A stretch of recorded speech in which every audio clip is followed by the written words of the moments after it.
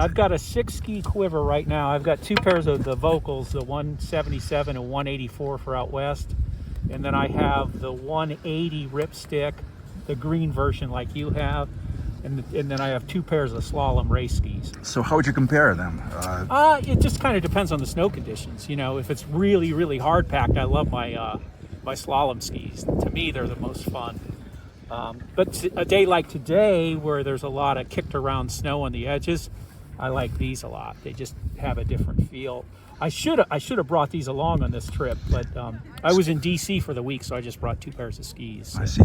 So you're trading in certainty for playfulness. You're giving up the playfulness of Ripsticks to get some certainty with edging, or? I would say that's extremely accurate. That Okay. There's much more playfulness in the Ripstick, much more bounce out of the turn, much more. You can smear them a lot easier than you can these skis. Just a different feel, and you know, I've kind of played with them, putting the left on the right and the right on the left, and you can feel the difference. Can you? I can, yeah. Because it's got such a natural, as you roll it up further and further on edge, it just claws into, and you know, the radius gets so much tighter.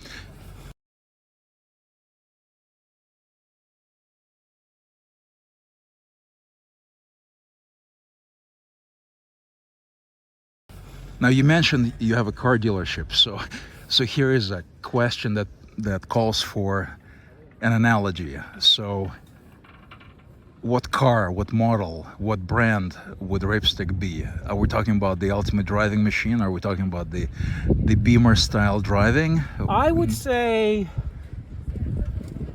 a Mini, a souped up Mini. That's a really, really good question, by the way. I would say that the Volkl in the Mantra, at least the M6s, because I had the M5s, and it's a different feel, different construction on the M5s. Hard to say. Definitely something like Autobahnish, you know, that you can really haul. Yeah. I've not found the speed limit on these.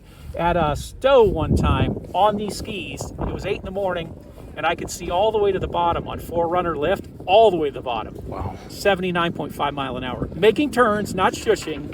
Wow. And I knew it was fast because I couldn't push my hands forward. The wind was actually pulling holding my you hand back, yeah.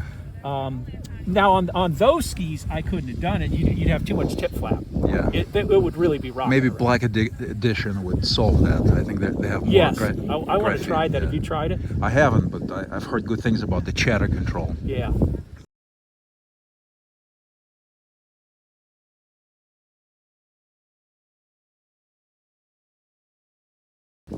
So I gotta ask you a question, not about gear, but a kind of existential question about skiing. So what's it about for you? What is skiing about for you? Well, here's what skiing is about for me.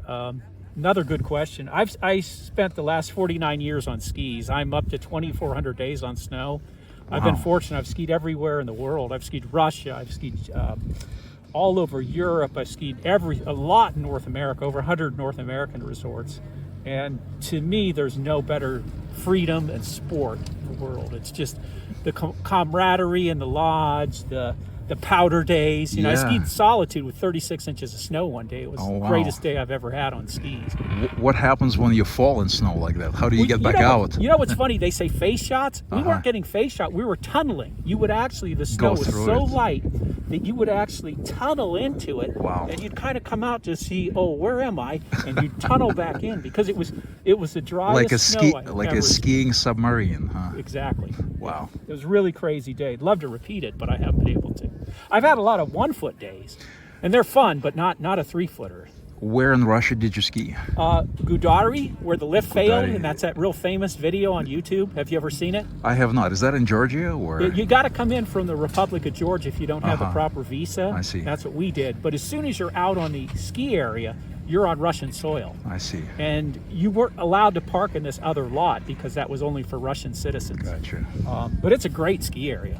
Very, very large, big vertical. Excellent infrastructure, by the way, surprisingly. Yeah. Most of the lifts are brand new, other than this one that failed.